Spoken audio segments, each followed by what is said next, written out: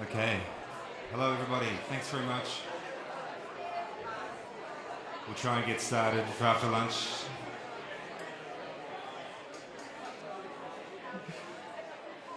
If you could all come on in and take a seat, that'd be great. Hope you had a very good lunch. Maybe some caffeine to help you stay awake for the afternoon session. Excellent, okay. So thanks very much. A couple of sessions to go, I believe, and this one is all about financing the climate debt. We have a great panel here for you. We have Vikram from the World Bank, Jillian from the Clean Energy Finance Corporation, Steve from National Australia Bank, and Bill from Local Government Super. My name's Rob Fowler. I work for the Climate Bonds Initiative, and I'm just going to give a very brief update on the green bonds market, how it's evolving, how it's developing, what we see moving ahead, and then I'll hand over to each of these illustrious panellists to give us a quick intervention on what they see happening in this field, how it's evolving, how we can see the investment required to make this transformation the rapid one it needs to be. So, green bonds, rapid growth. The market has more than tripled in the last couple of years, and we see this growth, if not continuing at the same pace, but maybe even accelerating depending on how we go in the second half of this year. We estimate we'll probably get to about $70 billion of issuance in 2015, depending on how quickly we see China and India come to the market in the next few months. It's interesting that this is very much a use of proceeds sort of market, where the money from the investors goes directly to specified assets, specified projects. And that's brought out very much with the transparency and reporting that we've seen so far in the green bond market. It's important to remember, though, that this isn't a new, unusual thing. These are plain vanilla structures. They're just plain vanilla bonds, but they're labelled green because they fund green things. They're priced comparably to other bonds in the same way, and we've seen a lot of research go out to say the same entity issued two bonds, very similar timing, very similar pricing, one green, one not. So many see that as a challenge. I think we at CBI see that as a very important aspect of this. We want to see comparable pricing, especially at this point in the market, because we want mainstream investors to have the mandate to invest. We don't want to see them having to get extra permission. And of course, at the moment we're seeing 90% of these as investment grade. And we're seeing a little bit off investment grade, but mostly very much. And of course, there's a strong focus on refinance. And we see that very much in the bond market and in this particular theme. So far, renewable energy is dominating. Not surprisingly, we're seeing a lot more energy assets rolled up into these structures and put forward as a bond. But we're also seeing a lot of buildings in industry, and we expect to see a lot more green, low-carbon buildings in Australia as well. Transport is starting out, and we're starting to see some very interesting endeavours. Transport for London has been a really good example of what transport bonds can do. But we also see a lot of transport bonds that aren't necessarily labelled green. So it's an interesting thing to see. And water, of course, is increasing as we see more and more of the municipalities get involved in this market and see this opportunity for debt capital raising. Then water infrastructure will also come into it. There's a small sliver there for climate adaptation, and that's something we're going to see increase dramatically over the coming years. One of the things that we get asked a lot is, why would I do it? If I'm not getting a better price, if I don't see any real price benefits or savings on my cost of capital, then why am I doing this? And we see a lot of issuers balk at that because there is a bit of extra effort required to label a bond this way. But we also see a lot of benefits. And if someone's issuing bonds relatively frequently, then investor diversification becomes quite valuable. And so does stickiness. If you're interested in having these investors more involved in what you're doing, they're likely to come back again and again as you issue more. But we're also seeing the longer tenors and, of course, an interesting multi-asset sort of component here. But a lot of it is branding. A lot of people see this as a valuable aspect to add to their portfolio of low-carbon good things. And what we're also seeing at the moment is a lot more independent review. The early stages of this market were characterised by issuers who were sort of beyond reproach in a way. You're not going to go to the World Bank and say, where's your independent review? I don't believe you. It's pretty unlikely. But we'll ask Vikram about that. But what we're seeing is with a lot more corporates coming to market, there's more concern about what is actually under the hood.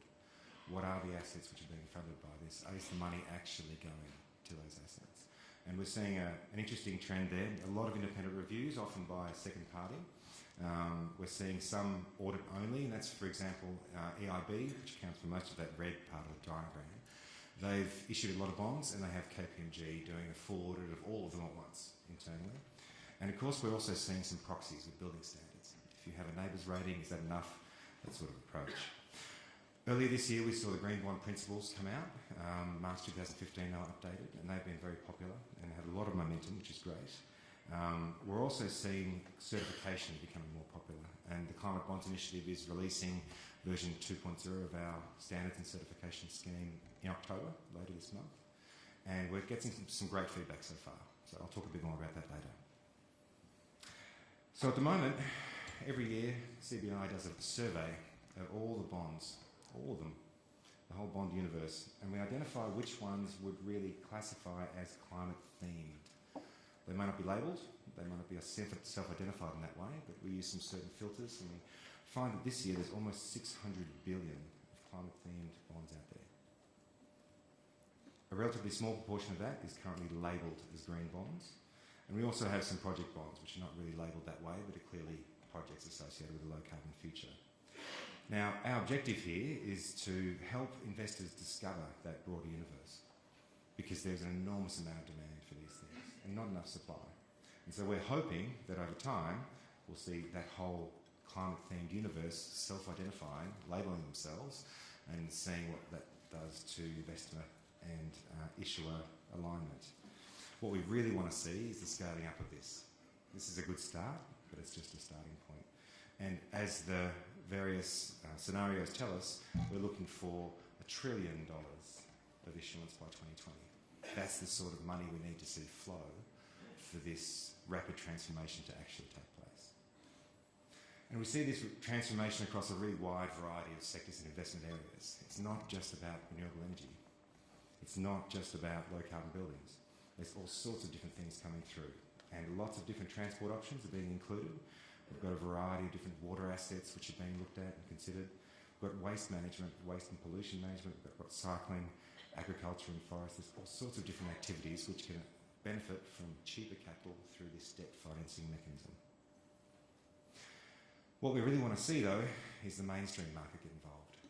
And they need some sort of assurance that what they're buying is green enough.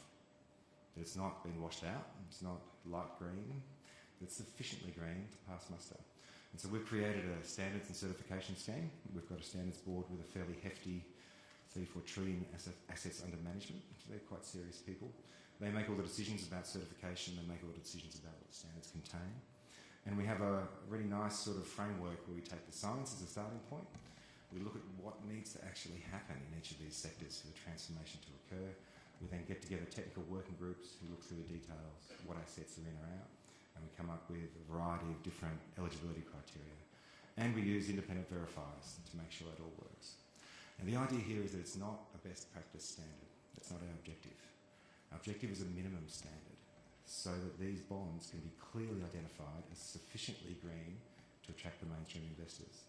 We also recognise that others want to do more and want to demonstrate best practice, so there's all sorts of things you can do in excess of this, add-ons if you like, where you can do public reporting instead of just to your issuers, where you can do best practice impact reporting, understanding exactly what the implications are of every single asset you've got, but that's not the minimum standard. So we're trying to create that balance here, create the bridge between the mainstream investment and these very important asset classes. We also do a lot of work on the policy scene, and the international discussion I think earlier today was a good highlight of that. We're working in China, we're working in India, we're working in Mexico, we're working in Brazil, South Africa. We're trying to make sure that the emerging markets have this opportunity as well. And two of our publications here, just for you to take a look at. One is about the state of the market. We release that every year. It came out in July this year. Provides some really useful information, breaks it all down into all sorts of different metrics. And of course, we're looking at a policy play here, scaling up green bonds market for sustainable development. This is about policymakers helping to encourage these markets to evolve and to evolve a green bond market at the same time the mainstream bond market is developing in these countries. That's a smaller document now. The full version will be released in the next couple of months on the super highway to Paris. So I will now hand over to Vikram and we'll hear a bit about what the World Bank's been doing in this space. Thanks so much.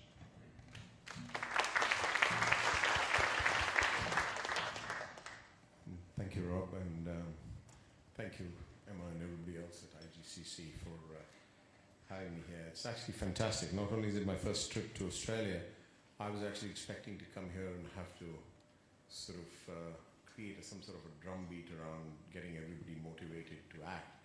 But it's a completely different sort of atmosphere than what I was expecting. So a lot of what I was hoping to say has been said in different ways, but I'll still go ahead and underscore a lot of that. And it's really great to be here at a time when it's such palpable energy amongst the community here, the investment community.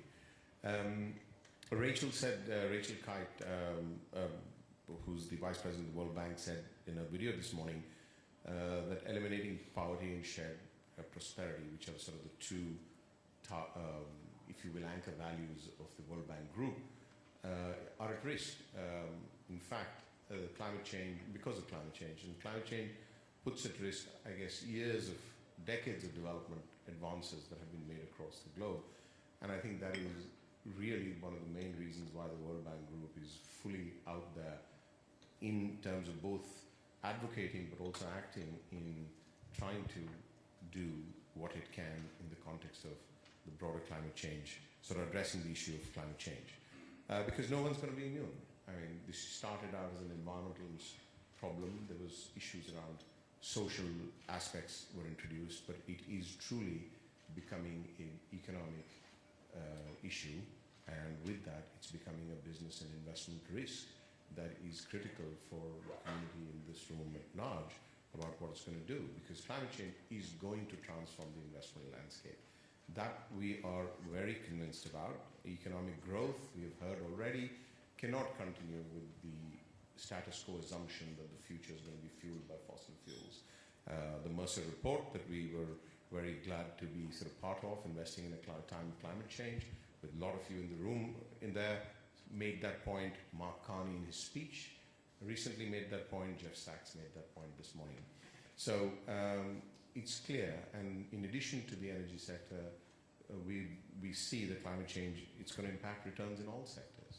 So along with the impact on returns, long-lived assets are going to get affected by the whole issue of the risk, which is going to look very different than it has in the past in terms of how those get impacted. So the issue here is, what are we doing about it, and what is the investor community doing about it? But we always seem to see it as a problem. And I think we've heard the word, and I think Rob used it just now. Everybody talks about trillions of dollars, but it is true. It is $1 trillion a year opportunity. I think half of that is in the energy sector itself, but there are lots of other sectors. So, you know, it's going to take all of us. From our perspective, we play a small role, relatively speaking. Since we started tracking this as a separate category, we have invested $13 billion. By we, I mean actually the IFC, the International Finance Corporation, which is the private sector arm, investment arm of the World Bank Group. In long-term finance, we've invested about $13 billion since 2005. Now, that's not huge in its own right, but it leverages 5 to 10 times that money. Plus, we tend to mobilize. And mobilize who? And that is where the capital market players come in, the businesses come in, the institutional investors come in. We haven't unlocked every aspect of these players, but we are very keen to work with everybody and see how we can sort of bring to bear the monies that are needed to address the challenge. And at the end of the day, where do we see the opportunities? Interestingly, not that different, or if different at all, from the graph Rob showed. Renewable energy, industrial efficiency, sustainable agriculture, green buildings. Those are the things we invest in. Somebody else mentioned sort of the whole issue of the urban infrastructure earlier today. The plan to India's contribution, if you will, which is one of the latest large emitters plan to come out, actually claims that half of India hasn't been built yet. And by that, they are implying that we're going to go from a 20%, from 1.2 billion to 1.5 billion, and a huge influx movement. So that's not the 300 million extra, it's the additional 600 billion that they think are going to move to cities. So there's a huge opportunity here for us to sort of do what is it that we can, and financial solutions are going to be needed across the board. But we are collectively faced with what? We have ambiguous policy, there's lack of deal flow, ticket size is never good enough, there's political issues, currency risk, all of which you all face on a daily basis. And having worked and talked to a lot of you, these are real issues, and these are things that we have to try and work on. Green bonds is one definitely product that has started to sort of permeate that, address these issues. It's growing. Andrew, my colleague this morning, talked at length about IFC's green bond program. You heard from Rob. But the other aspect of this is, and I think this is what the investor community had been clamoring for, and we are all collectively getting it, is the momentum behind pricing carbon. And I think that is critical. From where we sit, we believe that this is going to drive innovation in low carbon technology. It's going to redirect flows to where investment is needed to decarbonize. And at the end of the day, the momentum is huge. We have about 40 countries and another 20 plus sort of non-sovereigns who are rallying behind this. We already have carbon pricing. Our recent state and trends of the carbon pricing report, sort of an annual flagship report my team produces, has already the data indicates that 12% of global emissions are already subject to carbon pricing. And this is going to grow post-Paris, for no doubt about it. If we've seen a tripling in the last decade, we are definitely going to see that triple in sort of half that time in the coming sort of near term. And use of markets, whichever way. Somebody asked me this morning, whether in the Australian context or the Indian context, can we do this without markets? Well, we are going to do it with markets. Markets are going to be a huge part of realizing the ambition behind carbon pricing, but it doesn't have to take a very standard, they don't have to all look the same. They don't have to be cap and trades and emission trading schemes. A lot of countries have renewable portfolio obligations. They have white certificate trading. These are all trading mechanisms. These are all embodying carbon pricing and carbon reductions that we just have to figure out a way of making them fungible. So I'll end by saying, look, our carbon pricing is not going to be the sort of panacea. It's going to be necessary if we are ultimately going to build and help countries build an investment grade policy so that we can ultimately also deliver the products that bring this community into play. And just looking ahead at Paris, I think the global agreement has to speak as loudly to economic transformation, which we are convinced it will, than to just sort of the old adage of emission reductions. So the issue there is going to be, there's going to be challenges we are all going to have to overcome. It's after Paris that we all need to collectively look at, and therefore I'm sure the future makers in this room, who are pretty much from this morning's poll, everybody, are going to be ready to go. And we are really looking forward to seeing how is it that we, as the multilaterals, can develop and deliver products that bring you alongside us into these emerging markets, which is where a lot of the action is going to be. So I'll stop there, and I'm sure we'll have a chance to discuss what these products look like and what more it is that we could do together. Thank you.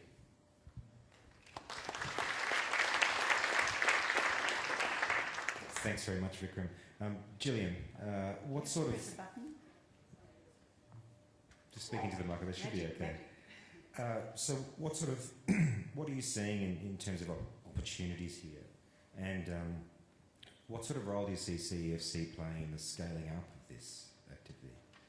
Oh, well, that's a big question. Before I even get on to answer it, I might just feed off what Vikram said, because when we set up the CEFC, it was, we looked at the IFC as a model which they're trying to look at how you invest to get development in developing countries, and we're looking at how you invest to try and encourage funds to go into the clean energy sector. So there's some real parallels in how you use a financing investment vehicle to lead the way and set up a pathway.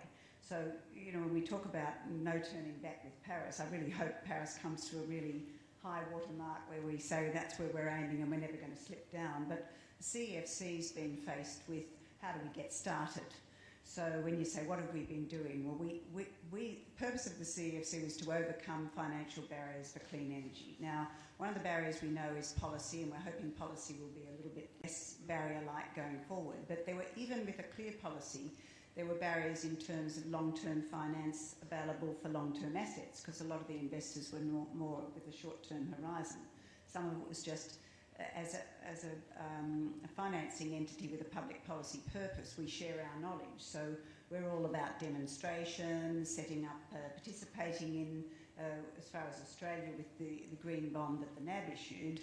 We underwrote a piece, and then the ANZ did an issue, and we underwrote a piece, and they came and said, no, we don't need you to anymore, we've been oversubscribed. That's what you call demonstration and moving on. And, you know, you start with one, someone says, oh, we could do that, and the market's receptive, and all of that's about setting the ball rolling, as Rob said, setting standards and moving for them. But it's been interesting how much crowding in and the unlocking that you're talking about of setting the pathway, sharing the knowledge, demonstrating, while one technology, wind was always up there and the banks were ready, and even some of the smaller financial institutions were ready to finance them because they had a history of what they were doing. They knew the parameters to ensure that they met, whereas you go into waste to energy and there isn't just the same flow and it's not known about. So we've that's what we've been doing, is moving to expand that market. But when you sort of say, where have we been? We've sort of invested in 55 projects. They're all over Australia. They're across all sorts of industries, and they range from, if it isn't a solar, large-scale solar with battery at a Samphire mine out of 400 kilometres east of Perth. It's the city of Melbourne. It's the St George Community Housing, which is we're working with them on an energy efficiency system, so that when in a lot of low-income housing, people take their old fridge in there because it's an expensive item and it's really incredibly energy inefficient. So it's all the equipment that they put into the housing, as well as having solar panels and building it so that it's energy efficient to start off with. So you know, there's an enormous range, and one of the recent activities since there's been a little bit more recognition that the CFC could work within the government.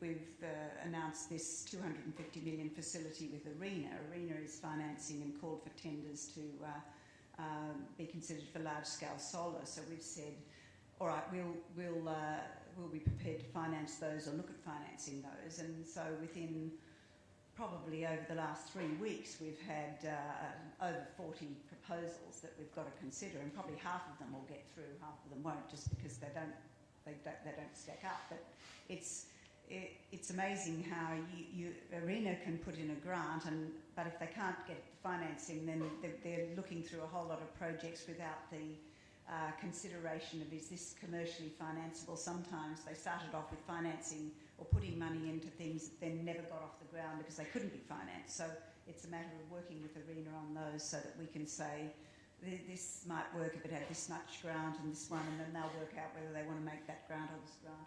So all of that's kept us very busy. But otherwise, when our annual report comes out in 3 weeks, we have this map of Australia in the front of it, as we always do, and it's always quite pleasing when I look at it and think, oh, look at all those dots everywhere. So we're all over the place. I might just follow up with one question, Jillian, if that's okay. What's remarkable to me is that the capability that the CFC has built is pretty commercial. You've got finance guys instead of policy guys makers. and gals. Sorry, finance people. Sorry, as you get guys in the generic sense. Finance people in your team rather than policy people trying to figure out what business might work. I think that's been an important Can you explore element. that a little bit for us? Yeah, because I was involved in the blueprint for setting this up, because they said, would this work and would you do it? And I said, oh look, I'm a bit hard-nosed, but if you want it to be hard-nosed and you want to have a pure commercial filter, and this is the way I think it should work, and they just took that and said, that sounds fine. So there was no pushback of saying, oh, well, what if you want to do this and you wanted to do that? You can do that in ARENA, where you say, we want large-scale solar to be up and running, and it just isn't at the commercial stage, so we'll put a grant into it. But if you're asking people to, if you're trying to unlock financiers, as IFC is and as we are, to get them to follow, the first banks that we spoke to, they said, we're not going anywhere near you, because if you're in it, they know it's a dud, and, you know, it's not going to, you're going to be just ploughing money into it. And I said, oh, no, that's not the way we're working. You know? So it's taken quite a while for everyone to move from the idea of I remember before we'd actually opened our doors and someone said, look, if you're the government and you sit on a whole pile of money, you're just going to be a soft touch. And I said that to say, I don't think I've ever been a soft touch. So we haven't been a soft touch. We've been a kind of, hopefully a welcoming front, but a disciplined approach when we have to say no, if we do have to say no. And many times it hasn't been saying no.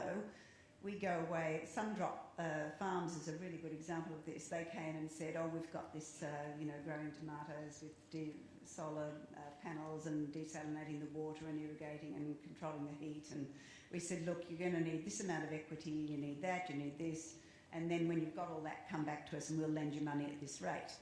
And they worked at that. They kept coming back and toing and froing. And 18 months later, they said, thank you, we've now got money. By that time, interest rate had fallen and margins had fallen. They said, we've now got money 75 basis points cheaper than you. And we said, great. I said, great. The management said, no, we worked so hard to get this deal. So we've got enough bankers who don't like getting rid of assets. And I keep reminding them, our public purpose is to get the money in, make the project go ahead, and move on to the next thing that might be a bit harder the next time. So I guess it's all that hard-nosed banking that's paid off for us, I think. And I think that's a really interesting template for organisations in other parts of the world, to be honest, about how we deploy these funds. Okay, thank you so much, Jillian. Steve, do you want to jump up? Yeah, there's a slide progressor up there as well. Right, I want to be a bit informal, but I didn't have the clicker, so that's, here we go. So I just, 3 or 4 things I just want to talk about and why am I up here. NAB's been very active in the clean energy space for 12, 13 years, both domestically here in Australia and New Zealand, or APAC, but mainly Australia and New Zealand, as well as the UK. And what I want to sort of talk about a little bit, through 3 transactions, but sort of talk a little bit about our journey over that period and also sort of where we're headed, because I think as an organisation, NAB's been very committed around reducing our own carbon footprint, and that was sort of happening in a part of the bank, and another part of the bank, which I sort of look after now, has been very active in the renewable energy space. So that's where we started from my part, was around renewable energy, and obviously we've formed an interesting symbiotic relationship with our CSR group, and we're actually starting to make some really interesting inroads, I think. So the commerciality of my world with the insights of the CSR group, I think we're sort of really making some change. So this is sort of just a little bit. I'm not going to read this, a bit of a slide, but fundamentally, 4.6 gigawatts of renewable energy since 2003 across a range of different things, and interestingly, across a range of different technologies. I'll quickly put something up about that later, but predominantly wind and solar, but not just that. So that's sort of then us. And then, okay, so what? You've done, we've historically lent to these projects, but a lot of that we may have sold to other banks, or we would have held on our own balance sheet and as an investor, a debt investor.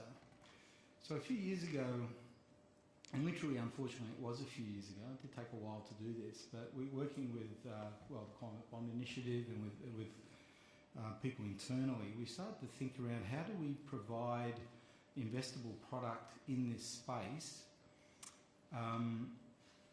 for our investor customers. So it was very much an investor lens that we used, and to some degree, it was looking at tapping socially responsible investors. Typically not a group that a bank like ourselves, despite what we were doing, would necessarily have a lot of product for. So we probably started with that lens, but also how do we use this expertise that we've built up over 12, 13 years in the renewable space to provide product. And it's fair to say this is where we ended up, it's not where we started. One of my colleagues, Dave Jenkins, who's in the room, if you want to sort of talk about the process, I'm sure he could tell you a few war stories. But bottom line, where we ended up was a green bond or a climate bond, the first one done by a commercial bank anywhere in the world, first one done in Australia, in December last year, so a bit less than a year ago. And we raised $300 million. CFC was one of the core investors, one of the foundation investors in that. And what we basically did, we took some of that balance sheet that I just talked about that we own of all these renewable assets, we basically ring-fenced them.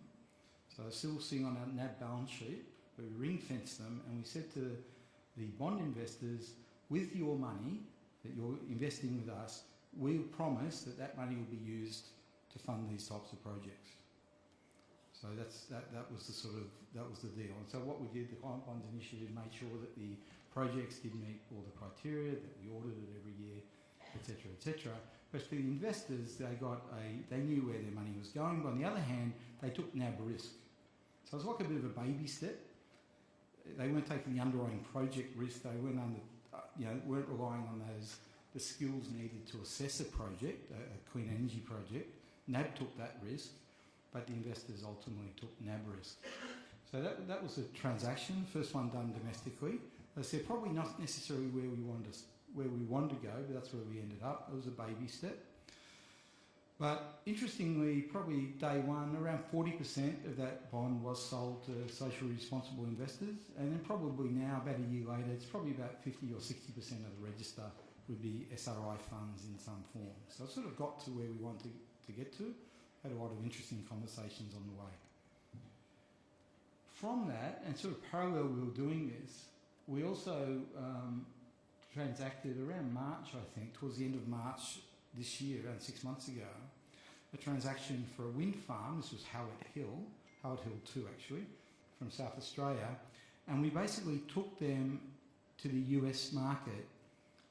So we raised debt for them in the United States from a market, it's called the USPP market. It's basically insurance companies in America. And we went along, we've been talking to these, we talk to these insurance companies all the time, we've talked to them for years around different things. The point was, at that point, they'd never bought a renewable style project from outside North America. So they'd never, those teams in those investors had never bought something like this. So through the combination of us talking to the same companies around various other Australian risk, as well as us starting to talk to them around specifically renewables, which they knew. So part of the team knew renewables, but they didn't understand Australia, and their mates on a different floor in the same company sort of got Australia but didn't know renewables, so we had to sort of bring everyone together, which you think textbooks say that's pretty straightforward, but that took a little bit of time as well. So, and the great thing with that is all of a sudden now we've broken the ice. The second deal is easier than the first deal. And interestingly, it goes to something that Jillian said, that one of the features or one of the perhaps problems or the opportunities in the domestic Australian market is basically banks are very comfortable lending for a certain period of time. And typically 5 years, 7 years perhaps. You're lucky maybe if you're very nice to us you might get 10. But typically let's say 5 years is a sweet spot domestically in Australia. But we all know that long-term, these projects are very long-term, and ideally you need a mix of both medium-term and longer-term borrowing as part of your capital structure for a sustainable company. And what we did here, as you can see, it's in the small print, but it's basically 12-year money for this wind farm. So we worked on that, we did that transaction. That was $200 million, a little bit over $200 million, I think. So again, that was the first for us, and we're really happy with that. And it's fair to say that we're talking to these investors around other styles of projects from both Australia and the UK. This is a bit of noise, but nice slide, and just talks to some of the stuff we do. So solar, PV, geothermal, landfill. We've been involved, I'd say, everything that they had that earlier slide up. We've had experience in the last 10 or 12 years. And one of the insights, again, is a project may be clean, it may be green, it doesn't mean it's any good. So there is this, other lens one needs to, and the only way you learn this is by doing a whole lot of different things, some of which are not as successful as others, unfortunately. But we've had that 12 or 13 years of experience in that. This sort of, I won't talk to that. So and the third bit we've got to, I guess, as a group, we started in my team around renewables, but increasingly we talk clean energy now. we're increasingly thinking around what is it around energy efficiency, what sort of products we can provide which will be satisfy investors in that space. We talk around transportation, we talk about clean energy in a more holistic way than probably where we started, and I think we've still got learning as a group around that. We're also increasingly trying to take what we do into the mainstream. That could be to smaller investors, but it's also to try to reach out to other parts of this big organisation called NAB and to assist them. And this is a great example of working with CFC. We set up a facility, $120 million, with the idea that for suitable assets, you have to sort of go through a process, obviously, of what would be suitable to be funded. We basically provide clients with a discount on their interest rate. That discount is basically provided by CFC, but we're the vehicle by which those loans are done, and mainly out to our agribusiness sector and our SMEs. So basically, if you think NAB is a huge SME bank, a very big agri bank, so we've got this huge network, and this is working with the power of that network, the power of our bankers, combined with CFC, we can go out and reach a lot of clients. That's been going a little over 3 months now. I think the first month we may have lent $8 million. I think the second month was, I'll say 10, could have been 12 or something like that. Then last month, I think, is it 37? Yeah, 37 million. So it's just really taken off. It's really hitting the right note, and the great thing is, hundreds of different clients that we're talking to, some great conversations occurring between our bankers, and it also just shows that the value of an incentive, what can be achieved with the right sort of market stimulus. So that's sort of that's where we're going, and as I said, we're much more increasingly around clean energy rather than just renewables. I'll just leave it there. Thanks, Rob. Hello. Thanks very much, Steve. That's great. All right. Last along the line is our asset owner to provide a bit of an asset owner's perspective. And Bill, if you could just touch on some of the challenges and opportunities you see in terms of financing the rapid low carbon transformation that we're looking for. Yeah, sure. Happy to do that. To answer that, I'll put that in a bit of the context of what is an asset owner. And really, I hope from that perspective, and first I should say thank you very much for inviting me on the panel. It's a great privilege to be here, and I think it's been a really great event and great to see so many people. But I want to get back to the idea of the role of the asset owner, and I think it's a very important thing because we're in a very fortunate and privileged position that we often sit at the top of the investment chain.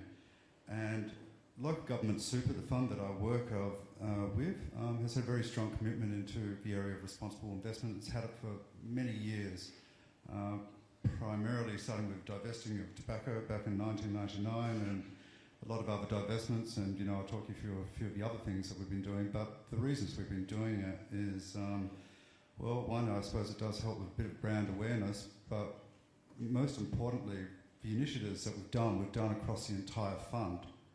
So if it's not in a separate SRI option, it's actually in the entire fund, which is a pretty big statement because it comes to the whole heart of fiduciary duty. But we see that ESG issues represent risks, and as such, we think it's important and incumbent upon us to try and manage these risks. So when we look at fiduciary duty, and I think, because this is one of the challenges that I look at, I think there's just such a limited discussion on what fiduciary duty actually is.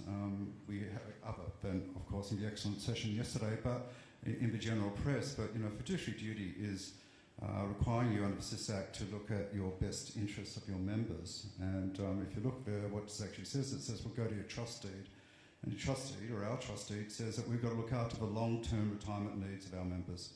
So with that, that's a tremendous mandate and privilege we have to be able to look long-term. And it also sets us apart very much from other parts of the investment chain. And I think this is where, again, one of the challenges that we have is that we want that many other parts of the investment chain are much more short-term focused and much more transaction focused. So when we're looking at being a long-term investor, we want to be, there's a few things that's coming about. It can be 50 years. What do we want to do? We want to be future-looking. So, tomorrow's world, as we've been finding out, due to policy issues, due to technology issues in particular, is probably going to be very different from today's. We can't just go back to the same old mindset.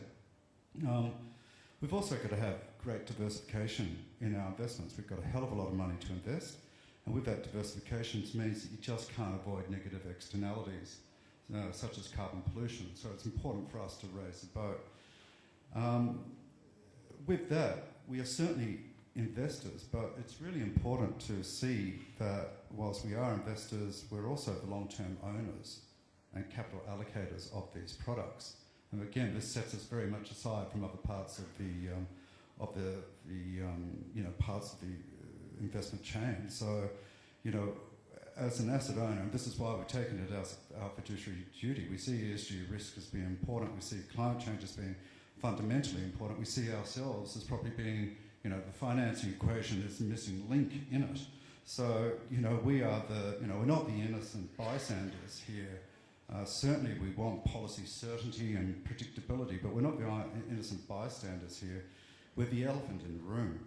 And, I suppose there's been this term on future makers and future takers. Well, I suppose LGS would sit very much in future makers, and we think that on the other side, that a future taker, given the science of climate change, which we accept, essentially equates to that you're a future baker. So these are the reasons why we have adopted a lot of the things we've done. Low carbon investments is one of the tools we've done for measuring ESG risk. You have to put it, again, with a fairly good governance criteria. I'd like to think that we have. There's a lot of scrutiny that goes on in this area. But you also have to understand, or try and understand, what your risks are. So we've done a lot of measurements of our portfolio. Hey presto, it's no surprise. We've got a lot of high carbon investments in our portfolio. But from there, we try to adapt strategies to reduce our high carbon investments. So relative to benchmarks, we've had it up on our website for 4 years. We've been measuring our carbon footprint. And we know that whilst we do have a lot of carbon in our investments, we're about 18 to 30% below our respective benchmarks. Some of that has been through low carbon investments. A lot of that, I'd say we've been pretty active in the actual engagement with companies on carbon, proxy voting, industry engagement, advocacy work. It's all great learning for us. But a lot of it, we did introduce a divestment screen last year, basically because being future-looking, looking at negative externalities, looking at the flow of capital, we were seeing for 2 or 3 years working with managers that there was no opportunities for, we saw multiple macro trends that we've been discussing today that was making us seem that that the future of these industries were going to have clouded investment outlooks. And in the circumstances that we did with carbon, we got 25 companies out that we thought were the most highly vulnerable companies in the most susceptible industries to climate change risks, which we saw were starting to manifest it. So, we set a level of being 33% assets of revenue in coal mining, tar sands and coal-fired utilities. That was work that we did over 2 years, looking at what are the actual tracking error or portfolio risk return appetite or issues happening from eliminating these companies. And, by and large, there was some tracking error, but it was good tracking error. And you were getting positive risk-adjusted returns out of doing these things. So we weren't trying to divest for the sake of just being a divester of everything. It was only selective, and it's done with others. But we did it because we just thought these companies weren't going to have the flexibility, by and large, to survive and keep on going in an area where we don't think that carbon risk was going to be the demand for their products was going to be so big going forward. So that's going back to a comment Ian Woods made earlier today about sometimes you've got to get rid of the capacity of high carbon to help low carbon coming in. When we look at low carbon assets, it's been harder to make money out of it in the last 7 years. We've been in 5 different asset classes. We've got about $200 million allocated in direct low carbon thematics on this whole transition to a low carbon area. Why has it been harder? I think it's been an issue of timing. It was quite easy to make the high carbon screen call because you could see the things coming, and that was beneficial to returns. Low carbon, it gets harder. You need to understand, we've been in private equity. You need to know a lot about technology risk. You need to know the right time to go in there. Going into private equity in 2007 wasn't the best time to go into clean tech or any private equity. But there's been other examples that we've had. Infrastructure, where you're seeing good PPA agreements on renewable energy infrastructure. We're very comfortable with the technology. That can be a great investment going forward. And the other area that we've done, and what's been most important, because as a fiduciary, if you're going to do this low carbon investment, you've got to make sure that you're making the same sort of risk return hurdles that you're going to have for any other investment that could slot into that asset class. So I'm just there going around every asset class looking to see is there any thematic investment for me to do that we could consider in this area. It's got to meet what the investment committee wants, that area. Green bonds, I'll just finish it on here, has been a great success for us. We've been in there for 3 years. We saw it first with IFC and other supranationals. For us, we just see if we can get something that looks like a bond and smells like a bond, it's an investment grade security, and it's green, then you're reducing risk. We could argue this, but we that would be our standing point, that we prefer green over brown. So if we can get the same risk or return, that's definitely our preference. We've found that started off with a supranational type explicit allocation there. And then this year we changed our allocation in Aussie bonds and selected a new manager who was willing to look at what we've seen the further development in green bonds outside the supranationals. And the reason why they got the mandate was that they were willing to do that. So it's all been, I don't want the whole portfolio to be full of green bonds, but I want my managers to see when one's coming along and to evaluate it on its investment benefits in terms of on its own basis and where it sits in the portfolio. So that's, the basic approach that we've done. We found them to be, very good diversifiers. We haven't had any problems with liquidity. We've been in there early. I think the liquidity issues, we'd like to see more pipeline coming through, but we haven't seen a problem with liquidity because they're high in demand. So if you've got them, you don't have any too many problems. So I'll leave it from there, but that's the sort of way that we've approached the idea of looking at climate change risk and responses as a long-term asset owner. Wonderful. Thank you very much. Thank you, Bill. Okay, we have some time left, and I wanted to go straight to the floor to see if anyone had any burning questions. We've got a fair bit of time left. Yes, just at the back there. Any more? You can stack them up if you like. Thanks. Hi, Julia Brickhill from IOC, and this is a question for Jillian. I met your team a couple of months ago. It was great. It was like meeting long-lost cousins, how we had so much to talk about. So we in IOC spend a lot of time thinking about what the next big thing is for us, looking at the crystal ball, trying to work out that place where the market is and the timing is right for us to find opportunities. So in the Australian context, where are you guys looking next after you've demonstrated these opportunities and shown that the market's working? Where do you think the next big things are? I don't know about the next big thing. It's almost like the next little thing because we're not big enough at the moment. But before Steve and I came in here, we were talking about whether 50 or 70 basis points makes a difference to get people to look at energy efficient equipment or upgrading or looking at a biofuel project. And the fact that he said it started off slowly and then it's taken off. And this is what I suppose we're looking for, starting what we've done in one place. So if that's running ahead, that's terrific. We've been then looking at the building sector. So we've set aside a certain amount of funds that we've put into an equity trust that says if this is upgrading buildings, it can be 0.5% cheaper than if you're doing something else in a building. And the same with car equipment, car leases. So you say if you're going to buy an emissions car that's within this really low emissions area, you're going to get 0.5% off your leasing rate. And as a government borrower, we're at least 0.5% less, so we can still make a very good return on that.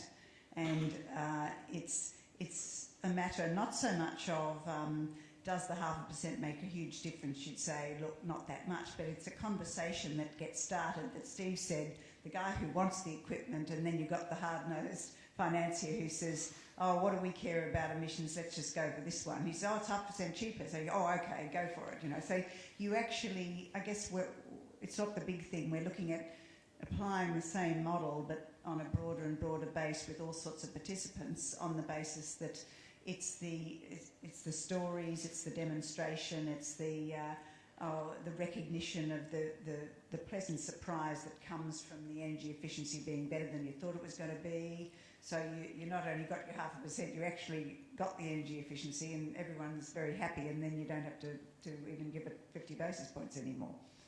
So no big thing, a lot of little things. Excellent. Okay, next question? No? Okay. Well, I have one. Bonds are often used for refinancing, and I think a lot of people in the low carbon sphere get a bit upset when they see that bonds aren't producing new investments or new projects as much as they'd like. So what we're seeing a little bit is a blended approach where for the portfolio to be the right risk level, which is very low to zero risk for a bond appetite, they're blending in old or existing projects with low risk and new projects which are in the build phase. So I'm just curious, what sort of blending or arrangements are you seeing for new assets as well as existing refinancing? Please, Vikram, Jillian. I don't know whether it's ladies first, but I think it's green bonds play a very important role in in traditional financing, it's securitization, so you can then move them out when you need to. In the example that Steve talked about, the green bond, it's just earmarking certain assets within the portfolio to say we're going to guarantee these are funding green things, but it's not really going to make it so transferable off your balance sheet yet. But it's a good integral step to getting it to the point where, as Bill said, we invest in green bonds, you get the same return, it gives you a carbon hedge, that sounds like a good idea, and eventually you can, all these assets that we're generating with sort of smaller leases, financing of cars, financing of energy efficient equipment can all be eventually aggregated and securitized into the bond market when it's free to fly of its own accord. So they're all sort of intermediate steps to getting the market to be a sophisticated point where you're not just dealing in little things and start-up things and experimenting.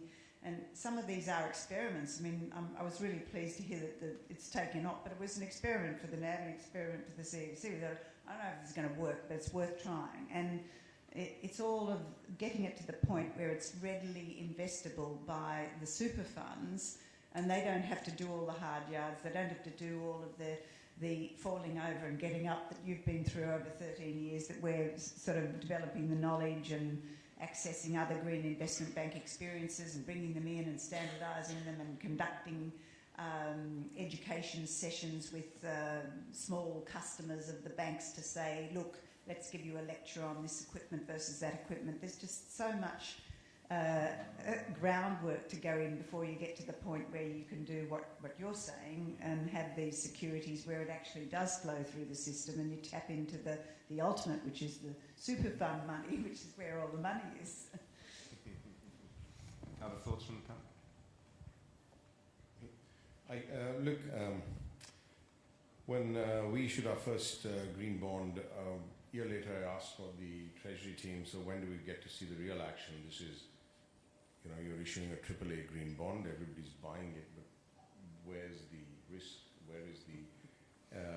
Where are we mobilizing new money? Because this is simply financing our own flows, even though in our case it goes to new build, but it's still, the risk is completely... Frees up money as well. It doesn't really free up money, it is replacing money. So from where I see it, what we are looking to do and hoping to do is go beyond just the use of proceeds AAA type of bonds. And how are we going to do that? I mean, could we look at asset-backed bonds? I realize that's going to take a while, especially to get the institutional investor community comfortable. So perhaps we look at onboarding that sort of, some sort of an onboarding ramp where we look at either passive co-investing or some sort of aggregation warehousing platforms. I think Steve's the one who said that sweet spot for banks, especially after Basel, is 5 to 7 years, maybe not even 7, it's 5. The institutional investor community loves the 5 to 20 year space. So why aren't we developing products that allow for that transition and that flip to happen? We are working on those, and we are happy to sort of try and encourage that. The other thing I'd say is, my colleague mentioned local currency bonds. I think mobilizing domestic green investment, at least in the countries we work in, is huge. It's a huge opportunity. We can build capacity. I know CBI and the principals there are working in China, they're working in India. It's a huge opportunity. And it's also a huge opportunity, I believe, for this community to partner with the pension funds in the South. We talk a lot about risk, country risk, currency risk.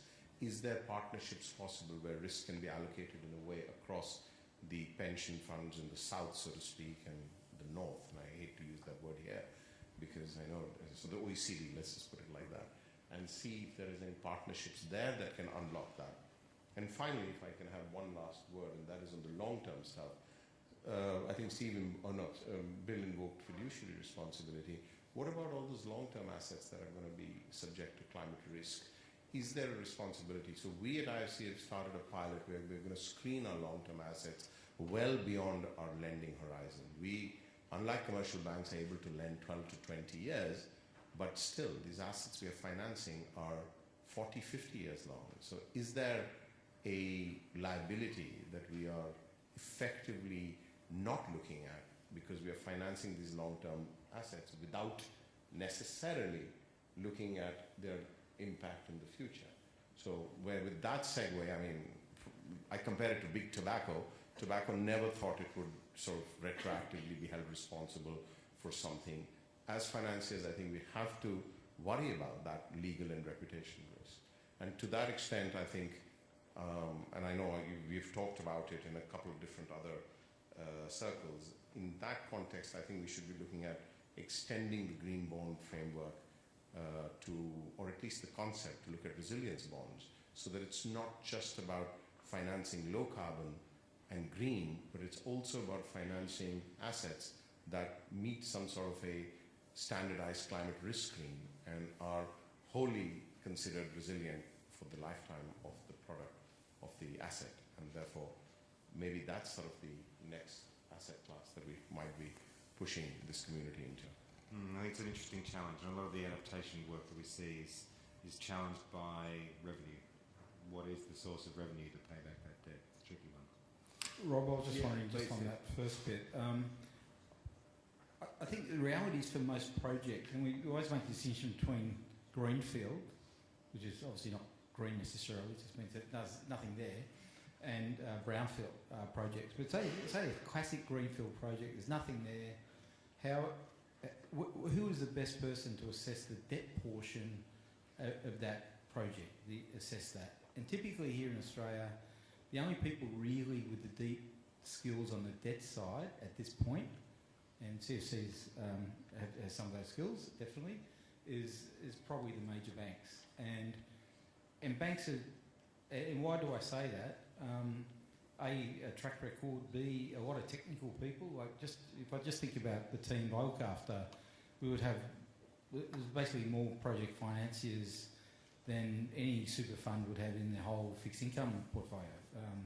I've got more technical, real engineers who understand the stuff and the risk than just about anyone else. So typically banks take that risk particularly around the construction phase of a project. And that could be a year, 2 years, 3 years, 4 years, depends on the project. And at that point, the debt, the cost of the debt during the construction phase, theoretically at least, sometimes not necessarily, should be reasonably expensive. Because the risk is actually quite large. I've got some great photos of wind turbines on fire and things like that, when they shouldn't be on fire, right, typically. But sorry, I don't believe so. I'm not an engineer, but I still don't think that's a good thing. I've seen pictures of coal set plants on fire too. Yeah, oh, absolutely. So, I guess I'm saying there's risk, and at some point, it is only natural for that transaction to be refinanced because all of a sudden it's built, the things are turning over, everything's working well, and you've got this long-term sustainable cash flow, and it makes sense for that to be turned out into some market. And there's really only ever two choices. You can either get your money from a bank or you can get your money through the capital markets, from some other type of investor. And the trick is I think here domestically, not as it is in a whole range of other fields, is to get a lot more confidence in the capital markets, and be that the super funds or insurance companies and other non-bank investors, to be able to take that sort of risk. So I think, to me, it's a very symbiotic relationship. I don't think we have to get fussed sometimes around, at what point who gets involved in what. The trick is that it's a big field. We want to get more investment into the broader space, and there is a natural home where things should sit. But the risk, the skill level needed to assess the risk is large, and it does require investment, through the investors and others to play in it. Excellent. Any final words, Bill? I think I'd have speakers of questions after. No, I think we're done, actually. We don't have any time left for questions. Oh, you don't? Okay. Well, if there's no time left, look, I think those so final salvos. Look, I think just those points, quick salvo, yeah. they're all very true, but we've really got to move a hell of a lot quicker. I mean, we've got to show, and an industry we haven't really done this, is a hell of a lot more innovation than what we traditionally do. We've really got to step up to not just standing aside on policy, to understanding that we are allocating capital, we are owning it. We are going to hit the liabilities and legal implications if we keep on financing high carbon ways of doing things. We need to be much more innovative in the way that we're thinking. We've got to be much more outside of the square. I mean, I'll throw up one for you now that's not endorsed by my board, not endorsed by the IGCC, and in fact I thought about it on the beach in the Caribbean. So take those words. But look, we know there's huge excess capacity in high carbon in electricity, for example. Coal-fired, not just Australia. I mean, because I can talk all around the world. I mean, we know that there's way excess capacity in high carbon. We know there's a tremendous incumbency and no demand and no growth in this area, but you can't just write off the value of those assets. We know that we've got to get into low carbon assets. Well, we know that policy isn't certain. We know carbon prices are a dream that we want to have, but if we can move all of these things along, why don't the asset owners of the world, rather than decarbonise, buy all the electricity assets? They're all old. You can give them a price, buy a carbon price, 30-year carbon price, take that off them.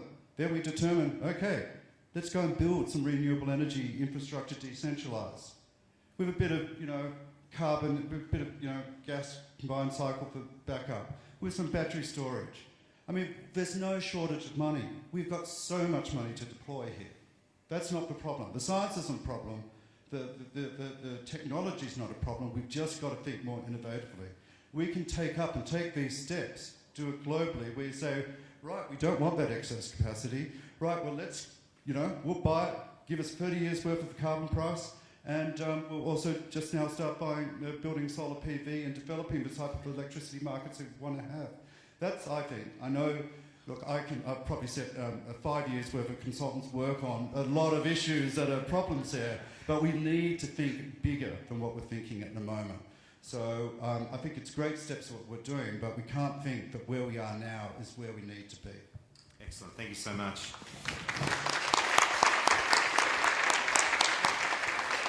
Thanks very much for a wonderful panel. I hope you've enjoyed this discussion. I think it really highlights that we're looking for more of the transformation and less of the marginal change, but hopefully the debt capital markets can be part of that.